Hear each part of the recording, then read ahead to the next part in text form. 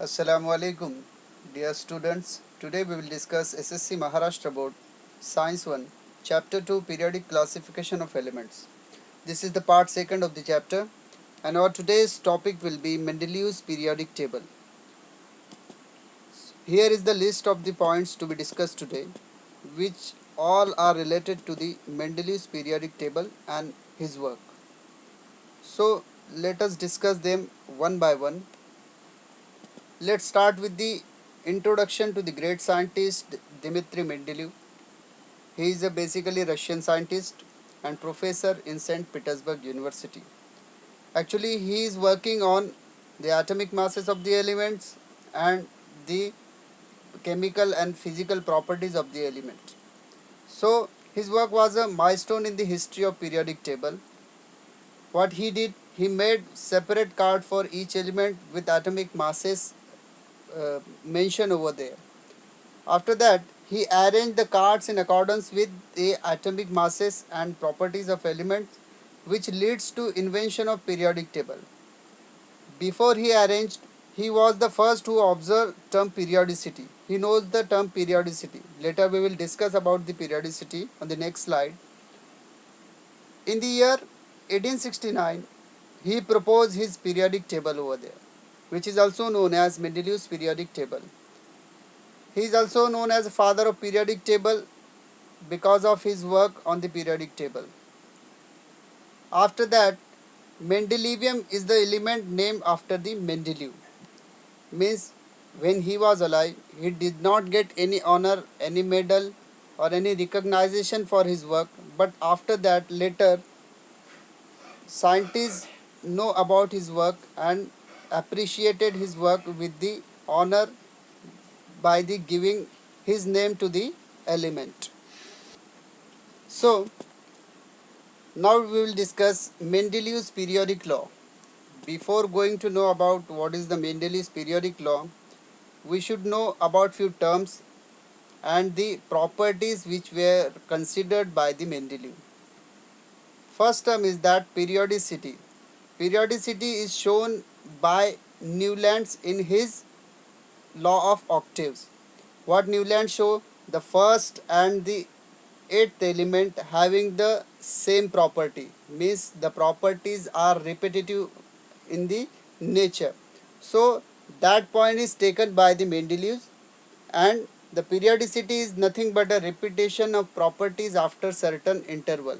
Means if any element having the property and the another element which is coming under him having the same properties, they are showing same properties, that is why this term is known as periodicity. And periodicity is nothing but a repetition of properties after certain interval. Then Mendeleev was aware about atomic masses and periodicity of the elements. So what he considered? He considered the fundamental properties of elements such as atomic masses. Atomic mass is the fundamental property of the elements. Further, Mendeleev found that the elements with similar physical and chemical properties repeat after definite interval. Means what he is saying that it is the only term periodicity, means the physical and chemical properties are repeating somewhere. So that term is known as periodicity. So he knows the periodicity of the elements, he knows the atomic masses of the element, he knows the physical and chemical properties of the element. So on the basis of these findings, Mendeleev stated the periodic law. What he stated? He stated that properties of elements are periodic function of their atomic masses. Means particular properties of the elements, that are fundamental properties of the elements, are periodic function of their atomic masses. Means as we arrange the as we arrange the elements in the increasing order of atomic masses, somewhere the some element will show the same properties, similar properties, which term is known as periodicity. So these are the function. What is function? The function, these properties of elements are the function of their atomic masses. So periodic function of them means somewhere they are repeating after the certain interval. So he stated the law properties of elements are periodic function of their atomic masses. Further, let us discuss Mendeleev's periodic table. Before going to see his periodic table, we have to know that which properties are considered by the Mendeleev. So Mendeleev had considered the chemical and physical properties of elements, such as some properties are listed here. Molecular formula of hydrides and oxide. So hydrides and oxides of the molecule of the elements, we will discuss it later. Then melting point, boiling point, densities, hydrides and oxides of an elements.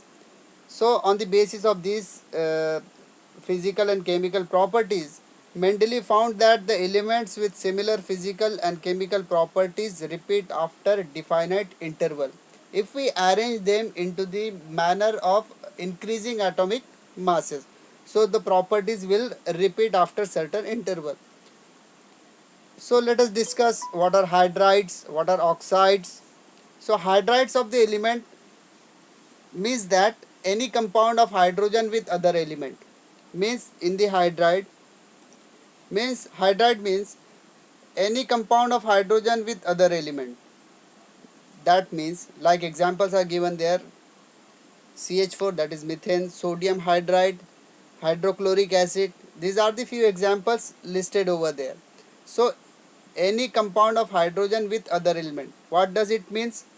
It means अगर किसी element का कोई atom hydrogen के साथ एक bonding करता है, compound form करता है, अगर हाइड्रोजन के साथ किसी भी एलिमेंट का कोई एटम कंपाउंड फॉर्म करता है, तो वो कंपाउंड को हम उस एलिमेंट का हाइड्राइड कहते हैं.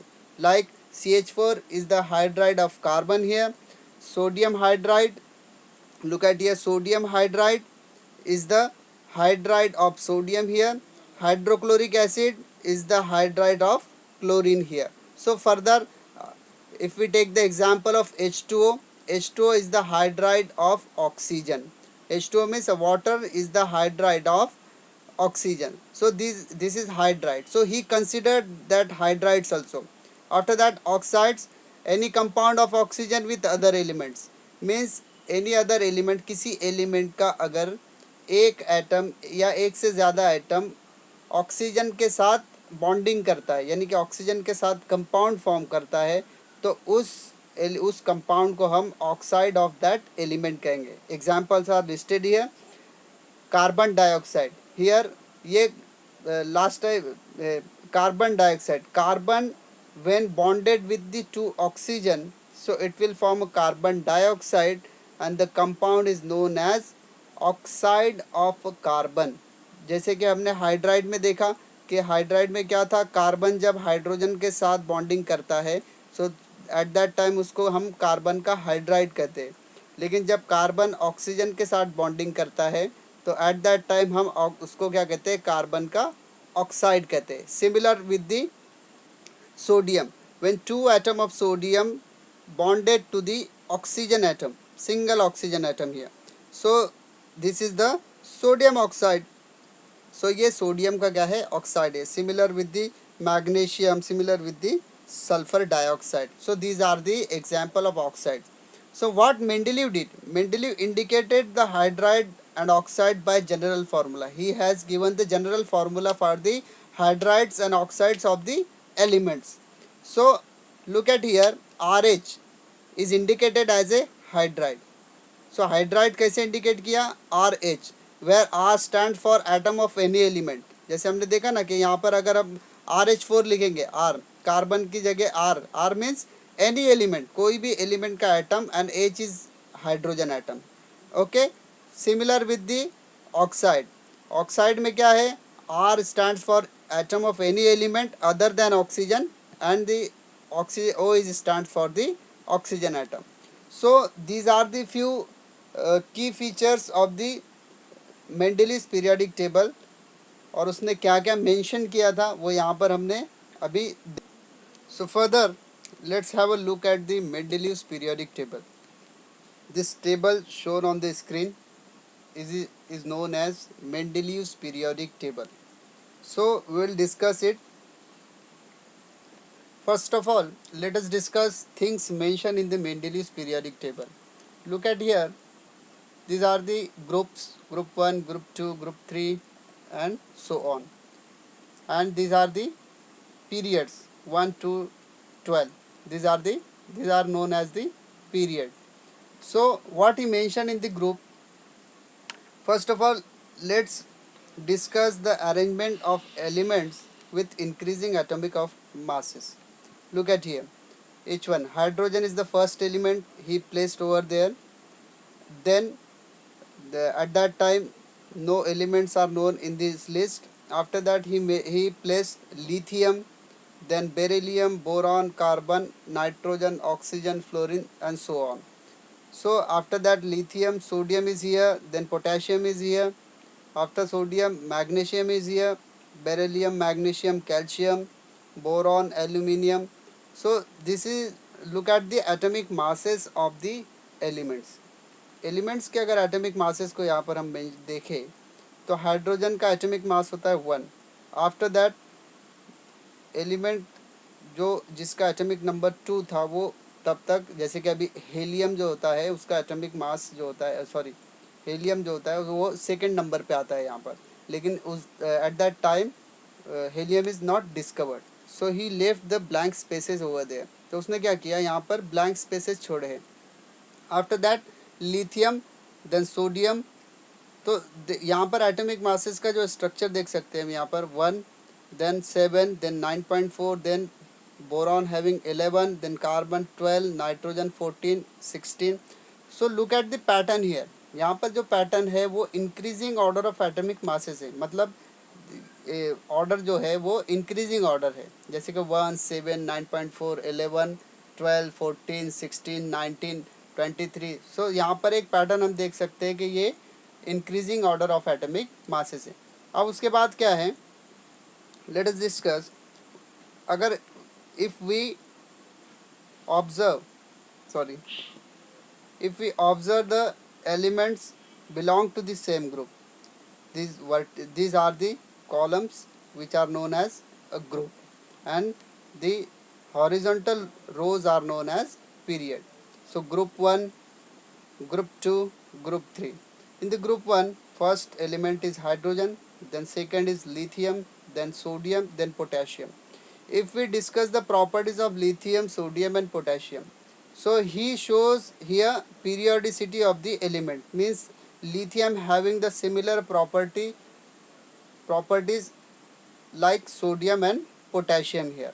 जैसे लिथियम की प्रॉपर्टीज़ है केमिकल और फिजिकल प्रॉपर्टीज़, वैसे ही सोडियम की भी है, वैसे ही पोटेशियम की भी. अगर हम डिस्कस करें एक similar property like lithium having the valency of 1 here, hydrogen की भी वैलेंसी 1 है, लिथियम की भी 1 है, और सोडियम की भी 1 है, पोटेशियम की भी 1 है.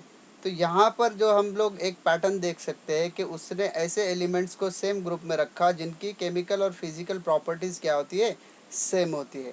तो सिमिलर प्रॉपर्टीज़ वाले जितने एलिमेंट्स थे उसने वो सेम ग्रुप में रखे. Like come to the group 2, beryllium, magnesium and calcium. अगर हम इनकी फिजिकल और केमिकल प्रॉपर्टीज़ देखें तो केमिकल प्रॉपर्टीज़ में इनकी वैलेंसी आती है. So valency of beryllium is 2, magnesium की भी 2 है और कैल्शियम की भी 2 है. तो ये तीनों एलिमेंट की जो वैलेंसी है वो क्या है, 2 है.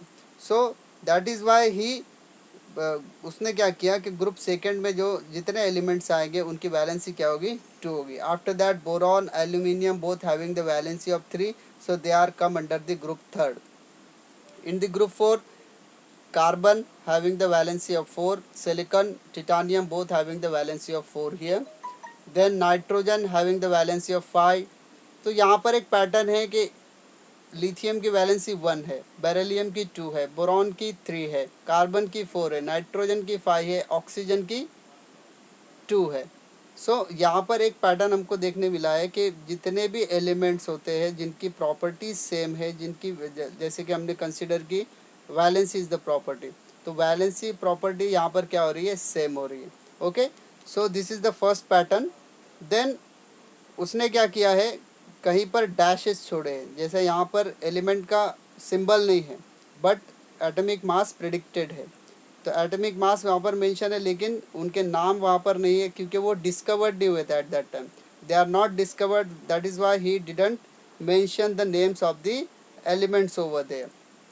After that, some elements having the question mark in front of their symbols, so that is the ambiguation in their names. मतलब उनके name particularly decide नहीं हुए थे, that is why he mentioned the question mark over there. After that, he left the blank spaces. Look at the blank spaces here. Look at the blank spaces here. The blank spaces, he mentioned blank spaces here to undiscovered element. If the elements in future discovered, then you can the scientists can place them into the according to their increasing order of atomic masses. So that is the thing he mentioned over there. Now come to the group. There are 8 groups are here. So first of all, R2O, as we discussed, this is the oxide. So जितने elements group 1 में होंगे वो इस type का क्या करेंगे, oxide form करेंगे. Look at the oxides of the elements here.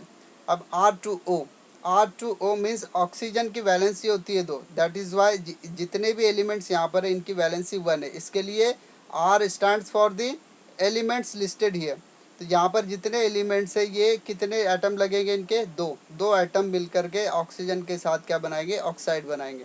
Similar to the group second, यहाँ पर क्योंकि इनकी वैलेंसीज 2 होती है, so they will combine with oxygen a single atom with a single atom. So these are the oxide. R2O3 is the oxide, RO2 is the oxide, RH4 means it is the hydride of the element. Means यहाँ पर जितने भी, जैसे carbon का example हमने लिया था, C stands for the carbon here. अगर R की जगह हम कार्बन को प्लेस करते हैं तो it will become a CH4. ये क्या बन जाएगा, CH4. That is methane. क्योंकि कार्बन की वैलेंसी 4 होती है तो वो कितने हाइड्रोजन अटैच करेगा, 4 हाइड्रोजन अटैच करेगा. So that is why RH4 is the molecular formula for the hydride of the group 4 elements. Then RH3 क्यों है, RH3 भी हाइड्राइड है, R2O5 भी हाइड्राइड है, RH2 भी हाइड्राइड है, RO3 भी R2O5 क्या है, ऑक्साइड है यहाँ पर, और RO3 क्या है, ऑक्साइड है यहाँ पर. So these are the hydride and oxides molecular formulas are listed over there on the upper side of the periodic table. Further, let's discuss the structure of Mendeleev's periodic table. As we know, as we seen over there in the last slide, that groups, vertical columns in the periodic table are called as a group. Look at here. Vertical columns means these are the groups. Group 1, Group 2, Group 3, Group 4, Group 5, Group 6, Group 7, Group 8. So these are the 8 groups present in the Mendeleev's periodic table. While the periods are horizontal rows which are called as period. There are 12 periods. 8 groups and 12 periods are in the Mendeleev's periodic table. Remember this, there are 8 groups and 12 periods in the Mendeleev's periodic table. Now third point, general formula for hydrides and oxides of elements like RH4, RH3, RO, R2O, etc. are shown on the upper part. Upper part पे उसने क्या show किया था, general molecular formula of hydride and oxides of the element. After that there are some vacant places of elements which are not discovered at that time. Some of their atomic masses are also predicted. This is the very important point regarding the Mendeleev's periodic table. Look at here. There are certain vacant points are here. These are the vacant position. This is vacant position. So जितने भी आपको dash यहाँ पर mention किए गए, these are the vacant position which is left by the Mendeleev to upcoming elements. Means वो जब तक डिस्कवर नहीं हुए थे, जब उनके बारे में कुछ भी मालूम नहीं था, उसने क्या किया था, ब्लैंक स्पेसेस वहाँ पर क्या किए थे, शो किए थे कि अगर कोई एलिमेंट आता है यहाँ पर, सपोज ये 140 है तो 141 जिसका एटॉमिक मास होगा या 142 जिसका एटॉमिक मास होगा, तो उसको कहाँ पर प्लेस करेंगे, उसको प्लेस करेंगे यहाँ पर. क्यों, क्योंकि उसने वो लेफ्ट किया था blank spaces. So this is the key feature of the Mendeleev's periodic table. Look at here 44, 68 and 72. सो यहाँ पर सिर्फ ब्लैंक स्पेस था, लेकिन यहाँ पर क्या है, एटॉमिक मासेस मेंशन है. तो ये एटॉमिक मासेस जो है on the basis of neighbouring atoms. Neighbouring atom कौन से इसके, बोरॉन है, एल्यूमिनियम है, इसका टिटानियम है, सिलिकॉन है. तो उसने ये जो ब्लैंक स्पेसेस की जगह पे क्या है, यहाँ पर एटॉमिक मासेस मेंशन है। तो उसने यानी कि मेंडेलीव ने ये एटॉमिक मासेस ऑलरेडी प्रिडिक्ट किए थे कि यहाँ पर जो भी एलिमेंट आएगा उसका जो एटॉमिक मास होगा वो 44 होगा, यहाँ पर जो एलिमेंट आएगा उसका 68 होगा, और यहाँ पर जो एलिमेंट आएगा उसका 72 होगा। सो this is the big achievement eight that time कि वो एलिमेंट सामने भी नहीं है, अनडिस्कवर्ड है, वो पता भी नहीं है क्या होगा, लेकिन उसका एटॉमिक मास प्रेडिक्ट करना, उसकी प्रॉपर्टीज़ भी उसने प्रेडिक्ट की थी। So this is the big achievement regarding the Mendeleev periodic table. After that, due to uncertainty in the names of the sum of the elements, a question mark is indicated before the symbol in the Mendeleev's periodic table. Look at here. अब यहाँ पर जो uncertainty थी, जैसे कि ये Triumf है, ये ट्रियम के नेम में उसको एम्बिग्यूटी थी, मीन्स वो फिक्स नहीं था। तो एट दैट टाइम उसने क्या किया था कि ये इसका नाम यही हो सकता है या चेंज भी हो सकता है, तो उसने उसके आगे क्या किया था, क्वेश्चन मार्क दिया था। लाइक यहाँ पर जो डी आई है, इसने उसके आगे क्वेश्चन मार्क दिया था। तो he place the question mark in front of the symbols of the some elements, because their names are not decided at that time. Look at these elements. So few elements having the question mark on their before their symbols. So this is also the key feature of the Mendeleev's periodic table. Okay. So this is the structure of Mendeleev's periodic table. इसमें आपको याद क्या रखना है कि 8 groups है, जो vertical columns होते हैं उनको ग्रुप कहा जाता है, और 8 ग्रुप्स है टोटल। पीरियड्स जो होते हैं वो हॉरिजॉन्टल रोज होते हैं, उनको वो जो है 12 नंबर से, यानी कि वो 12 है। Then general molecular formula of hydride oxide उसने अपर साइड पे क्या किया है, शो किया है। देन अनडिस्कवर्ड एलिमेंट के लिए उसने वैकेंट प्लेसेस छोड़ी थी। देन कुछ एलिमेंट्स है जिनके नेम्स में अनसर्टेनिटी थी, तो वहाँ पर उसने क्वेश्चन मार्क मेंशन किया था। So these are the structure. अगर आपको स्ट्रक्चर पूछा जाए मेंडलीव पीरियोडिक टेबल का, so you can mention this points over there. Further, let us discuss the merits of Mendeleev's periodic table. You know, in the science, some every invention having the some advantages and disadvantages also. So जैसे कि हमने Newlands का octaves को क्या किया था, उसको हमने स्टडी किया था। तो आफ्टर स्टडिंग कि न्यूलैंड्स का जो ऑक्टेव्स का रूल है वो कहीं पर जाकर के फेल होता है, तो अब उसमें मेरिट क्या था, मेरिट यानी कि उसके एडवांटेजेस क्या थे कि वहाँ पर हमको एक पैटर्न देखने मिला कि increasing order of atomic masses में हम एलिमेंट्स को अरेंज कर सकते हैं। यही आइडिया किसने लिया, बाद में मेंडेलीव ने इसको ग्रास्प किया और वो अप्लाई भी किया। तो ये एक उसका मेरिट हो गया। सेकंड मेरिट उसका अगर हम मेंशन करें तो वहाँ पर repetitive pattern of the properties of element, कि प्रॉपर्टीज़ ऑफ एलिमेंट क्या होते हैं, एक जगह पर जाकर के वापस से वो रिपीट होते हैं, यानी कि फर्स्ट और एट्थ एलिमेंट की प्रॉपर्टीज जैसे उसने सेम दिखाई थी हमको। So that are the merits. So यहाँ पर मेंडलीव पीरियोडिक टेबल में भी बहुत सारे मेरिट्स है जिसको हम अभी डिस्कस करने वाले हैं। So let's discuss them one by one. Look at here. Atomic masses of some elements are revised to place them in proper place in accordance with their atomic masses.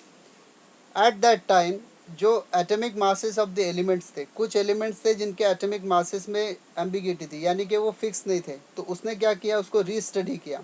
जैसे कि example यहाँ पर है the previously determined atomic mass of beryllium. Beryllium जो compound है, जो अभी वहाँ पर प्लेस है बिफोर बोरॉन, बोरॉन के पहले प्लेस किया गया है उसको, लेकिन इससे पहले उसका एटॉमिक मास जो प्रेडिक्ट किया था, यानी कि जो स्टडी से जो सामने आया था कि बेरिलियम का एटॉमिक मास होता है 14.09, लेकिन आफ्टर दैट उसने क्या किया कि उसको रीस्टडी किया। बेरिलियम को रीस्टडी करने के बाद उसका एटॉमिक मास क्या मिला उसको, 9.4। सो अब अगर बोरॉन को हम लोग सपोज बोरॉन को हम लोग देख, have a look at the Mendeleev periodic table. Look at here, boron having the atomic mass of 11।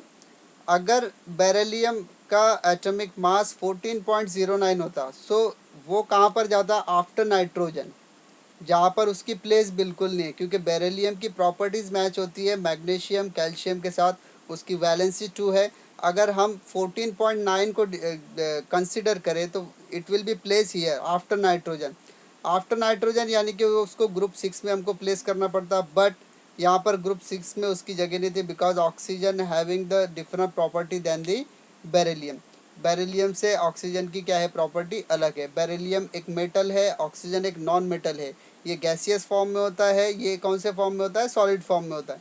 सो अब उसने क्या किया, उसको रीस्टडी करने के बाद बेरिलियम का जो उसको एटॉमिक मास मिला 9.4, तो उसने बोरॉन के पहले उसको प्लेस किया है। सो that is why the beryllium is place before boron, क्योंकि उसकी जो एटॉमिक मास है वो रीस्टडी किया गया था eight that time. After that Mendeleev Mendeleev kept vacant places in the periodic table for elements not discovered till then. अब हमने ये पॉइंट तो डिस्कस कर लिया है कि मेंडेलीव ने कुछ वैकेंट प्लेसेस शो किए थे। Let have a look at them. जितने भी आपको स्काई ब्लू कलर में जो बॉक्सेस दिख रहे हैं जहाँ पर डैश मेंशन है, so these are the vacant places left by the Mendeleev to the upcoming undiscovered element. Means कोई भी एलिमेंट अगर डिस्कवर्ड होता है लेटर, तो उसको प्लेस करने में ऐसा नहीं कि इस पीरियोडिक टेबल का शेप चेंज करना पड़ेगा। सो दैट इज़ वाई उसने क्या किया था कि ब्लैंक स्पेसेस छोड़े थे कि अगर 141 एटॉमिक मास वाला कोई एलिमेंट आता है तो उसको प्लेस करने के लिए हम इजीली यहाँ पर प्लेस कर सकते हैं। 142 अगर किसी एटॉमिक मास का एलिमेंट डिस्कवर होता है तो उसको हम यहाँ पर इजीली प्लेस कर सकते हैं। सो उसने क्या किया था कि लेफ्ट ब्लैंक स्पेसेस उसने क्या किए थे, लेफ्ट किए थे। After that he kept vacant places for undiscovered elements. Three of them are named as Eka-boron, Eka-aluminium and Eka-silicon. देखो यहाँ पर look at here. So 44 atomic mass is already predicted over there, 68, 72.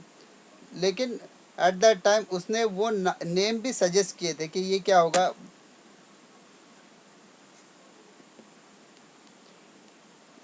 Sorry, ये जो होगा atomic mass जिसका 44 होगा उसका name क्या होगा, इका बोरॉन उसने सजेस्ट किया था कि उसका नाम इका बोरॉन होगा। आफ्टर दैट 68 जिसका होगा वो क्या होगा, इका एल्यूमिनियम होगा। और जिसका एटॉमिक मास 72 होगा उसका नाम उसने दिया था इका सिलिकॉन। सो ये उसने नेम्स उसके नेबर्स से लेकर के दिए थे, जैसे कि बोरॉन तो इका बोरॉन, एल्यूमिनियम तो इका एल्यूमिनियम और सिलिकॉन तो इका सिलिकॉन। सो उसने इनकी प्रॉपर्टीज़ भी प्रेडिक्ट की थी। हम अभी उसको डिस्कस करने वाले हैं कि प्रॉपर्टीज़ उसने शो की थी कि 44 जो जिसका एटॉमिक मास होगा उसकी प्रॉपर्टीज़ कैसी होगी, एज ए बोरॉन और एल्यूमिनियम से मैच करेगी। एका एल्यूमिनियम की प्रॉपर्टीज़ जो रहेगी वो बोरॉन और एल्यूमिनियम से मैच करेगी। एका सिलिकॉन की जो प्रॉपर्टीज़ होगी वो सिलिकॉन से मैच करेगी। सो जब ये एलिमेंट्स लेटर डिस्कवर हुए तो उसको स्टडी किया गया, तो नियर अबाउट अप्रॉक्सीमेटली उनकी सारी प्रॉपर्टीज़ क्या हुई, बोरॉन और एल्यूमिनियम जैसी उसने प्रेडिक्ट किया था, जिसने यानी कि मेंडेलीव ने जैसी प्रॉपर्टीज़ इनकी प्रेडिक्ट किया था वैसे ही प्रॉपर्टीज़ आने वाले एलिमेंट्स ने शो किया है। Okay, so this is the big achievement. So इसके लिए उसको क्या कहते हैं कि merits of Mendeleev periodic table, ये भी एक बहुत बड़ा मेरिट है उसका, यानी कि उसका एडवांटेज है। सो उसने क्या किया, their predicted atomic masses are 44, 68 and 72 respectively, जैसे कि हमने अभी देखा। After that their properties are also predicted, उसने उसकी प्रॉपर्टीज़ भी क्या की थी, प्रेडिक्ट की थी कि वो प्रॉपर्टीज़ उसकी ऐसी रहेगी, लाइक मेल्टिंग पॉइंट उसका क्या रहेगा, फिर उसका जो डेंसिटीज़ क्या रहेंगे, फिर वो किस टाइप के कंपाउंड फॉर्म करेगा। So these are the few properties which are discovered, which are predicted by the Mendeleev, और लेटर जब वो एलिमेंट डिस्कवर्ड हुए तो उनकी प्रॉपर्टीज जैसी मेंडेलीव ने प्रेडिक्ट की थी वैसे ही सेम है। तो ये बहुत बड़ा उसका मेरिट था।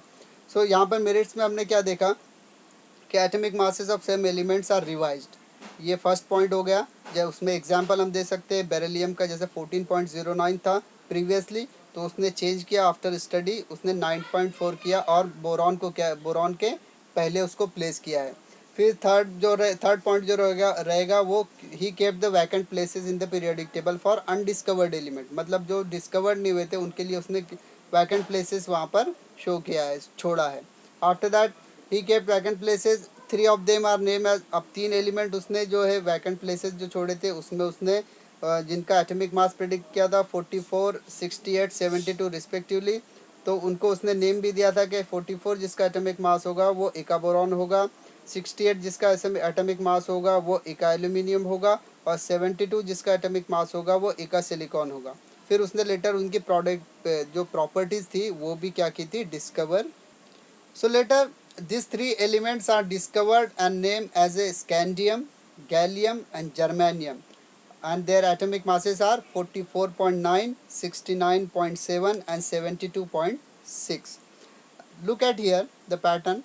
Scandium, which was named by Mendeleev as a, Mendeleev ने उसको क्या नाम दिया था, एका बोरॉन, और उसका एटॉमिक मास क्या प्रेडिक्ट किया था 44.9, 44 उसने प्रेडिक्ट किया था। और एक्चुअली जब उसका इन्वेंशन हुआ, जब उसकी डिस्कवरी हुई इसका स्कैंडियम की, तो उसका एटॉमिक मास भी 44.9, यानी कि अप्रॉक्सीमेटली उसने 44 प्रेडिक्ट किया था, तो वो अप्रॉक्सीमेटली सेम ही था। आफ्टर दैट गैलियम, जिसका प्रीवियसली मेंडलीव ने जो नाम दिया था वो एका एल्यूमिनियम था, तो उसकी उसने जो एटॉमिक मास प्रेडिक्ट किया था वो 68 प्रेडिक्ट किया था, और इसका क्या आया 69.7, अप्रॉक्सीमेटली सेम है।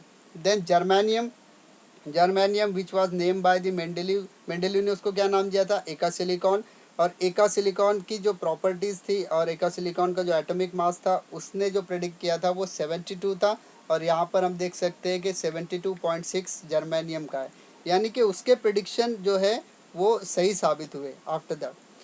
After that their properties are same as predicted by Mendeleev. Look at the, अब यहाँ पर एग्जाम्पल के लिए एक टेबल है जिसमें प्रॉपर्टीज शो है गैलियम की और एका एल्यूमिनियम। गैलियम जिसको प्रीवियसली मेंडेलीव ने क्या नाम दिया था, एका एल्यूमिनियम।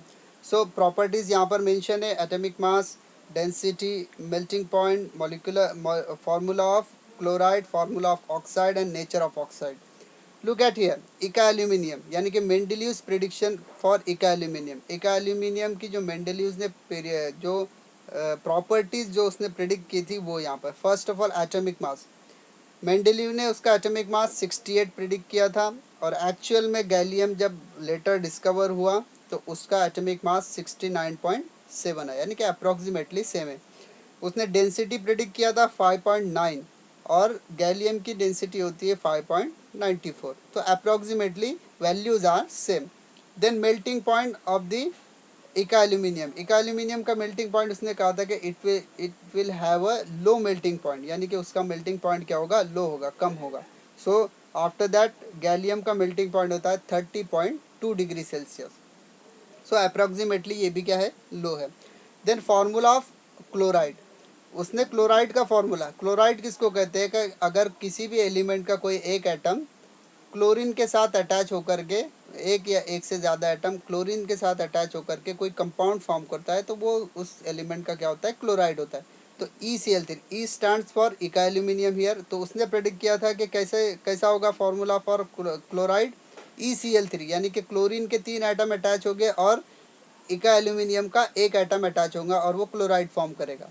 सो गैलियम का अगर हम एक्चुअल में देखें तो गैलियम क्लोराइड जो होता है उसमें Ga यानी कि गैलियम का एक एटम होता है और 3 एटम क्लोरीन के अटैच होते हैं। सो यहाँ पर भी जो कंपाउंड मिलेगा हमको, जो क्लोराइड मिलेगा वो GaCl3 मिलेगा, यानी कि उसने जैसे प्रिडिक्ट किया था same. After that formula of oxide, oxide किस तरीके का फॉर्म होगा, अब यहाँ पर E2O3 है, यानी कि इका एल्यूमिनियम के 2 एटम है और ऑक्सीजन के 3 एटम है, तो ये क्या फॉर्म करेंगे, E2O3। वैसे यहाँ पर Ga2O3 similar. Then nature of oxide, तो ऑक्साइड का नेचर कैसा होगा, तो कुछ ऑक्साइड्स होते हैं, देखो ऑक्साइड के नेचर से मीनिंग है यहाँ पर कि ऑक्साइड कुछ होते हैं जो ऑक्सीजन जो सॉरी कोई वाटर के साथ रिएक्ट करता है, कोई एसिड के साथ रिएक्ट करता है, और कुछ बेसिस के साथ रिएक्ट करता है, यानी कि जो बेस के साथ रिएक्ट होगा वो एसिड के साथ नहीं होगा, जो एसिड के साथ होगा वो बेस के साथ नहीं होगा। तो ऐसे नेचर के ऑक्साइड्स भी होते हैं, लेकिन उसने नेचर ऑफ ऑक्साइड जो उसने बताया था कि एम्फोटेरिक ऑक्साइड होगा, और गैलियम का भी ऑक्साइड एम्फोटेरिक होता है।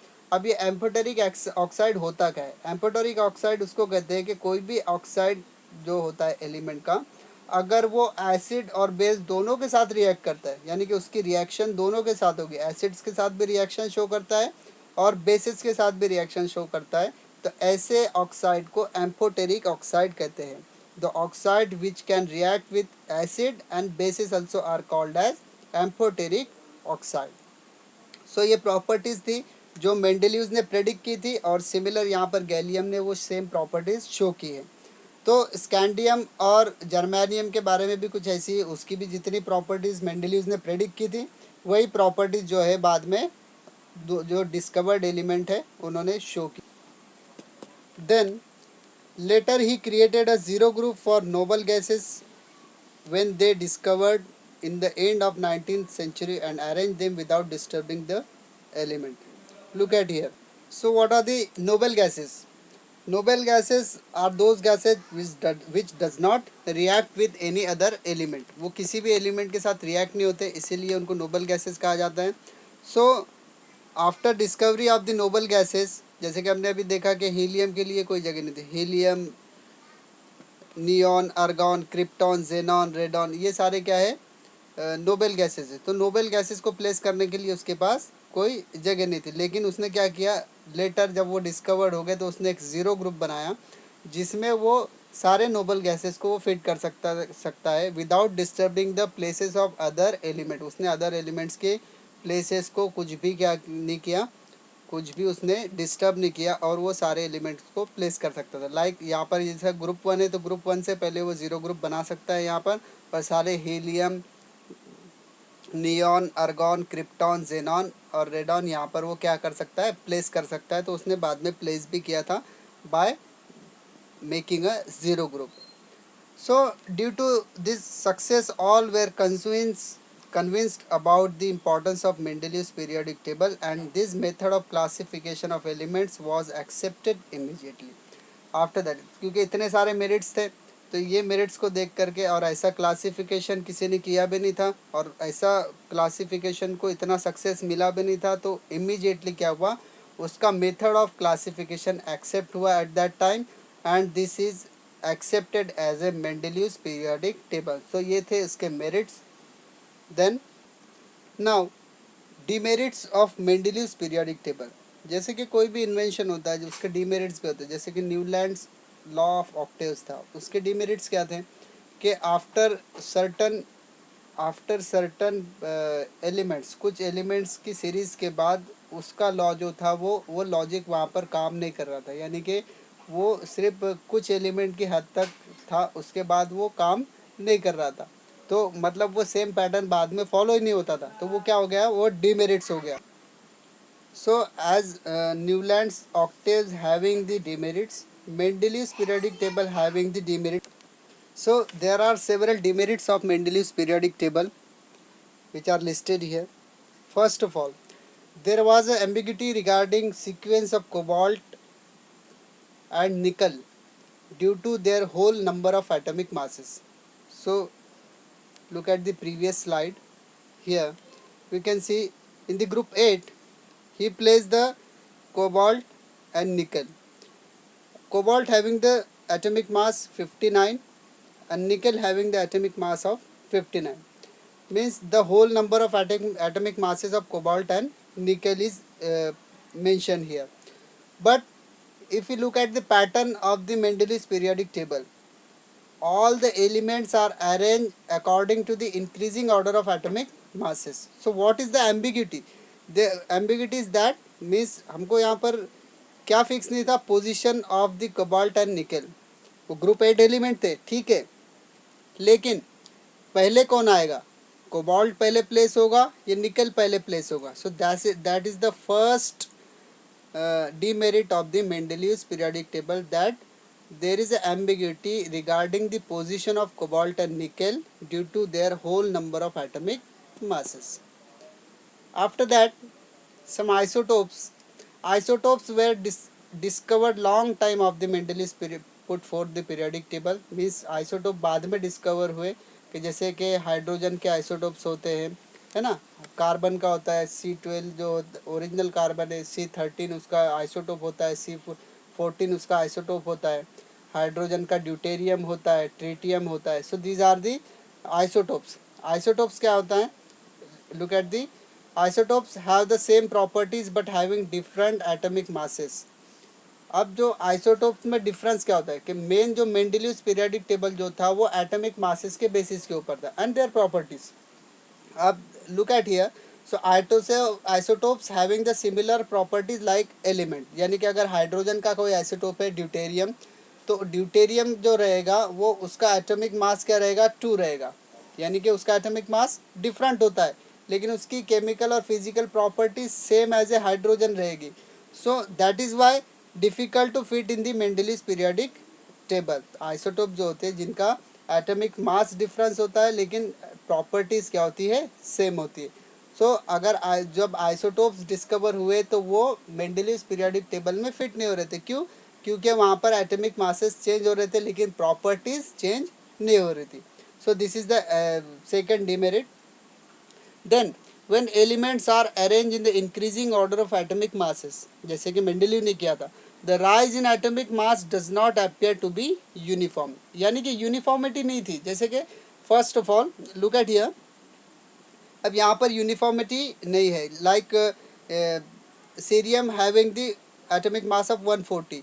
अब इसके बाद आने वाला जो एलिमेंट होगा वो 140 होगा, 142 होगा, 148 होगा, लाइक दिस. 140 तो नहीं होगा, ऑलरेडी सीरियम का है, तो उससे हटके कोई होगा क्योंकि वो एटॉमिक मास क्या होता है? फंडामेंटल प्रॉपर्टी, वो किसी भी एलिमेंट की सेम नहीं होती. सो यहाँ पर हम लोग देख सकते हैं कि बीच बीच में यहाँ पर लिथियम 7 है, देन डायरेक्टली 9.4. तो इसके बीच में कितने एलिमेंट डिस्कवर हो सकते हैं ये भी अंदाज़ा हमारे पास नहीं था. लाइक जिरकॉनियम और ये एनबी के बीच में 90 to 94. अब इसमें 91 भी आ सकता है, 92 भी आ सकता है, 93 भी आ सकता है, या तो फिर इन एटॉमिक मासेस के कोई एलिमेंट हो गए नहीं.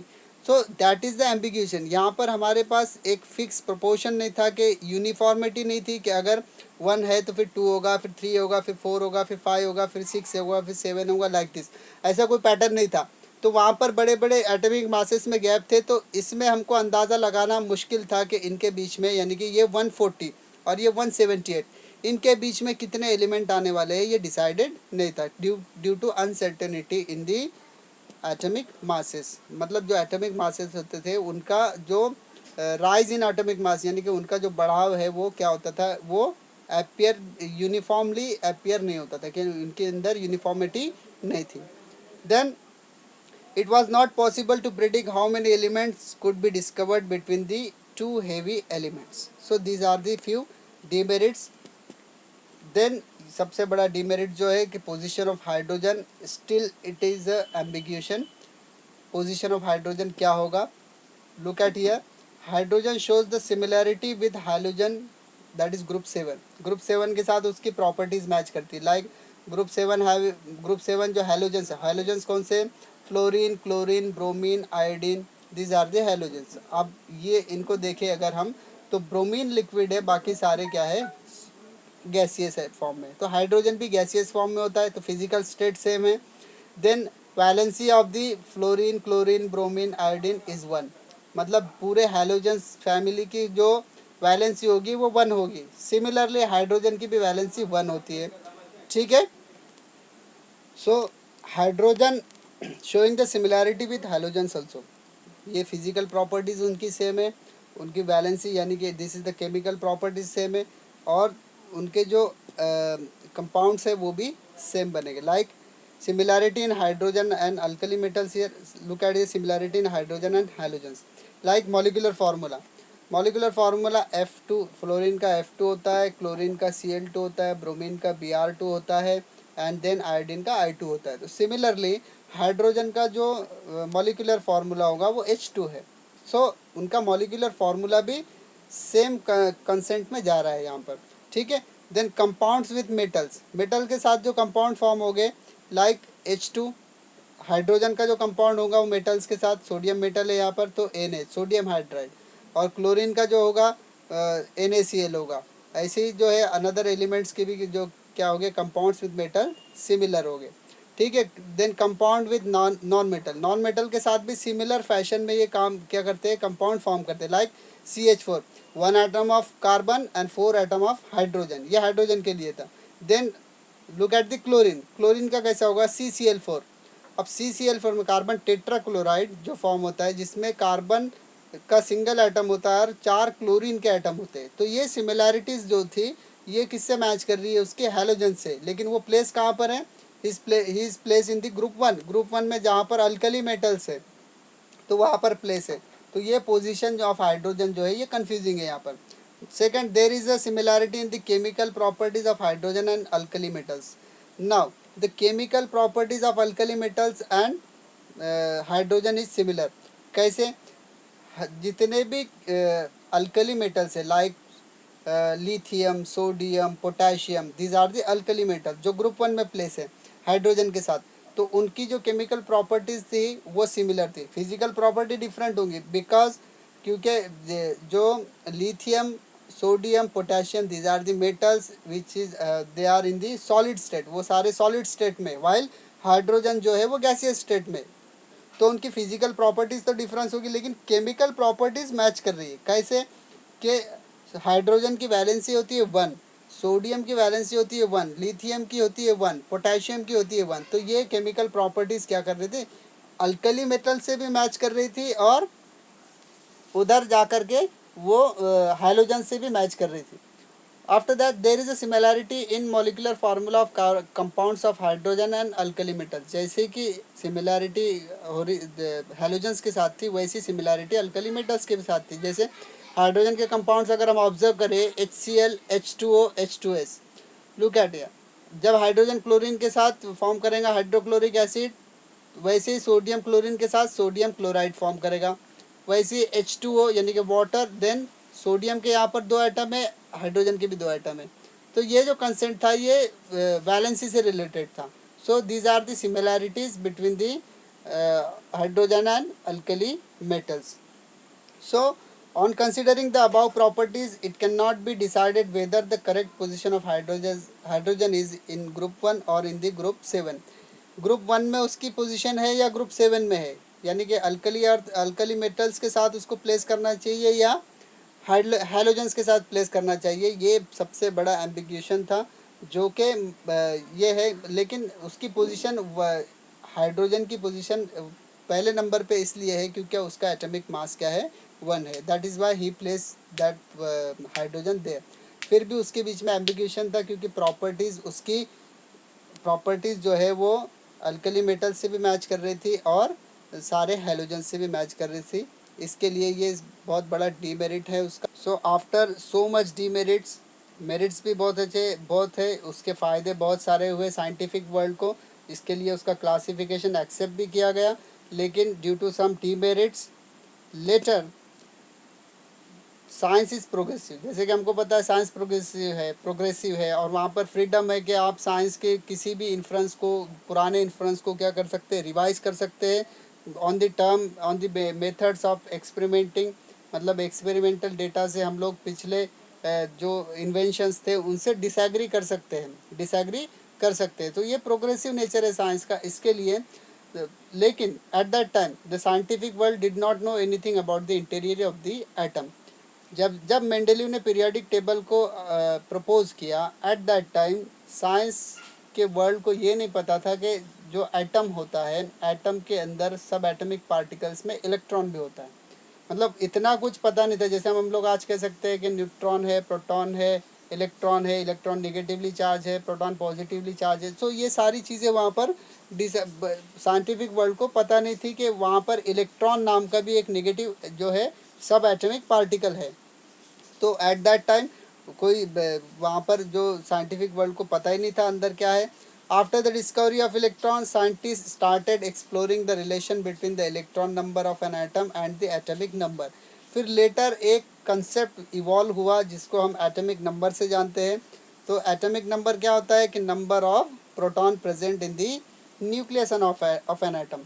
अब यहाँ पर इनके बीच में रिलेशन क्या था, atomic number, sorry, electron number और प्रोटॉन नंबर, इसमें रिलेशन ये है कि number of proton is equals to number of electron, जितने इलेक्ट्रॉन बाहर हो गए उतने प्रोटॉन भी अंदर न्यूक्लियस में हो गए। तो ये रिलेशन था।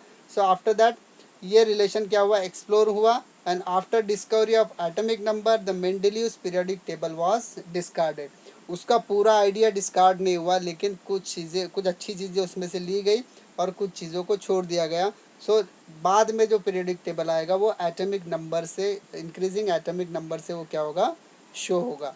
सो further after that further modern periodic table was propose by the scientist, जो हम लोग नेक्स्ट लेक्चर में वी विल डिस्कस इंशाल्लाह नेक्स्ट लेक्चर में हम जो है मॉडर्न पीरियोडिक टेबल को डिस्कस करेंगे। So this is all about the Mendeleev's periodic table and Mendeleev's periodic law and his work also. So बहुत ही इंटरेस्टिंग चैप्टर था, सॉरी बहुत ही इंटरेस्टिंग टॉपिक था। We will finish here. जज़ाकल्लाह, अल्लाह हाफिज़। बोलता